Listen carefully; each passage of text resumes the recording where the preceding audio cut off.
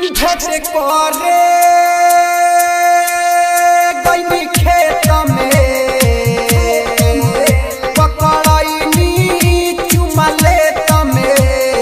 सोचनी कि हम तो ढिठाइल बानी रे माल चलत पिटाइल बानी रे माल चलत पिटाइल बानी रे माल चलत पिटाइल बानी रे माल चलत पिटाइल बानी रे माल चलत पिटाइल बानी रे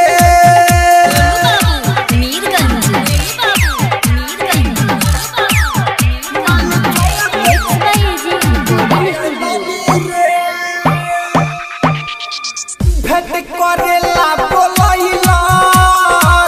हमरा के उत बान्हब भाइयों करे पकड़ के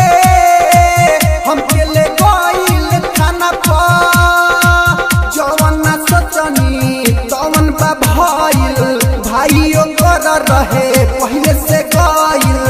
का कहीं हम यार भारी पड़ल बाटे प्यार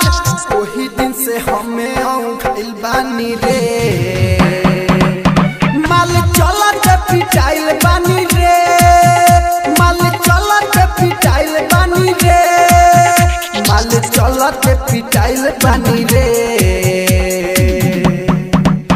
माल चलत पिटाइल बानी रे माल चलत पिटाइल बानी रे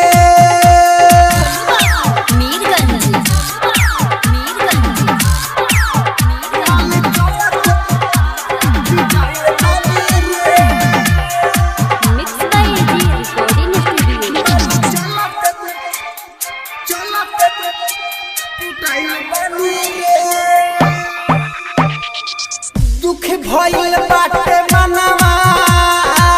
सुनो ना सुनील सजनवा